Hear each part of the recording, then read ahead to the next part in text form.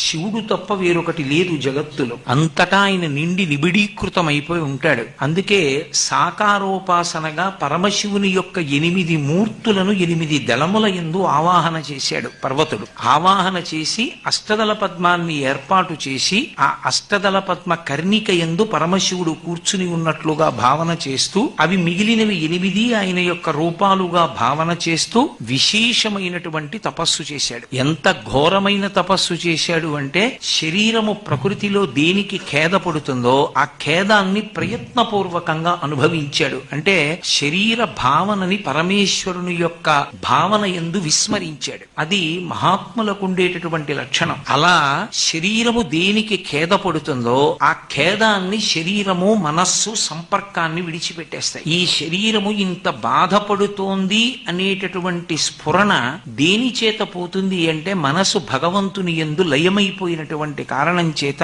శరీరం ఏమైపోతోందో తెలియదు. అటువంటి విపత్కర స్థితిని ప్రయత్నపూర్వకంగా కల్పించుకుని ఋతువుల యందు తద్విరుద్ధమైనటువంటి సుఖాన్ని శరీరం కోరితే అటువంటి సుఖాన్ని ఇవ్వకుండా ప్రకృతి చేత శోషించేటట్టుగా శరీరాన్ని అప్పగించి మనసుని భగవంతుని యందు నిలబెట్టాడు. దానికి ఘోరమైన తపస్సు అని పేరు. అంటే గ్రీష్మ ఋతువు వచ్చిందనుకోండి, గ్రీష్మ ఋతువు వచ్చినప్పుడు మండుటెండలో మాంసనేత్రంతో